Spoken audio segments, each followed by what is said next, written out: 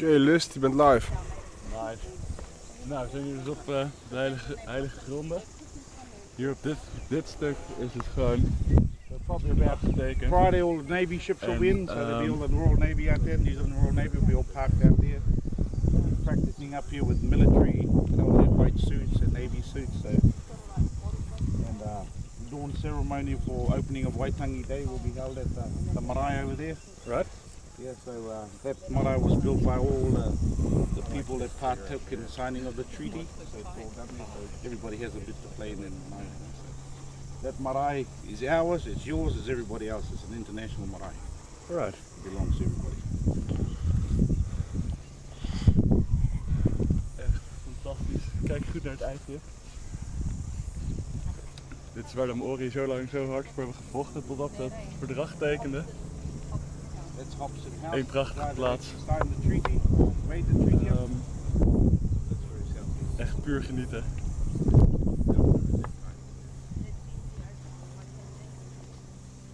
The treaty is in there. Part of the treaty is actually in that house, the Hobson House. So it's usually open. It costs, I don't know how much it costs to go in there. I never go in there. But the original treaty is actually held in there. Signed in there. Yeah. So you probably see my name on there.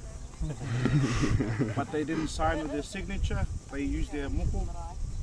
They used their tattoo because their tattoo is their mark. So you'll have a look where Hobson wrote, signed by Sherrod Jonker. This is his moko. And you write his signing tattoo. So when you see the treaty, you'll see the pearls and the little hooks and the thing. So no one else wears that except that person. You know? So those are the chiefs signing it. 4 women signed it, high-rank women signed it. One of them are my ancestors. Topia. She signed it. Topia signed it.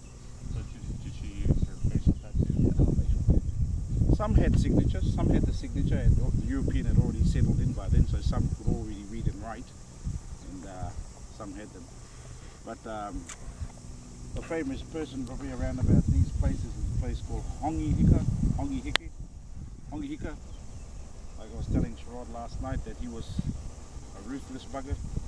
He went to England, he stayed, Captain Cook took him to England, to Cambridge University, the chiefs.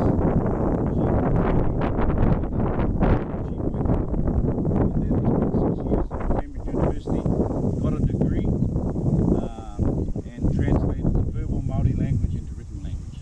So it was them, Professor Lee, that actually wrote verbal language, translated into Maori language, written language.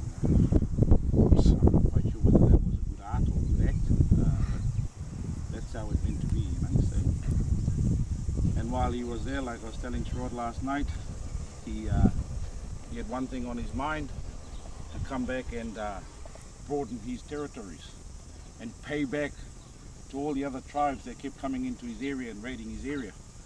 So while he was there, he knew what the Queen Victoria wanted, was to feed its colonies around the world, like the New Hebrides and Jamaica and all those places and parts of America.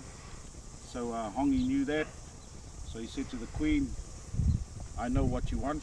I am big chief in my land. I am from the north right down.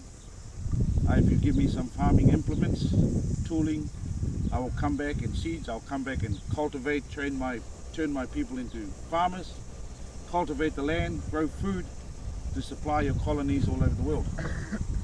So he had different ideas. So the Queen gave him all his equipment like plows and shovels or whatever. And meanwhile, coming back from England, he got friendly with the captain. Said to the captain, I'm Big Juju, I will give you lots of land and lots of women. Called into Sydney, sold all those farming equipment and brought 2,000 muskets. Came back in, declared war on every Maori tribe and white men that was on his land. And totally, just about depopulated Auckland in his ruthlessness. And he lived over there in Russell. There's a photo of him, and he used to wear chainmail because he studied the art of the British fighting, he studied their guns, their way of war, Then he came back here and used that against the British. So he was a clever man, you know. And like I said, trench war was invented by them, you know, here in this country. But however, things went and we signed the treaty and that was that. And he was so ruthless that one of his chiefs shot him.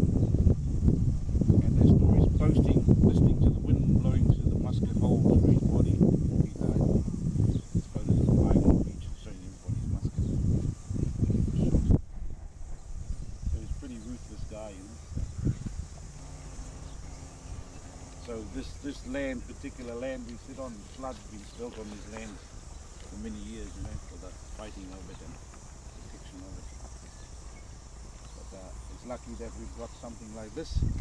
A lot of other indigenous tribes around the world don't have something like this. So it's under a trust now. Way around the corner, right over to the end of Russell and Pahia, it's under a trust, national trust, and the Taitohero Trust.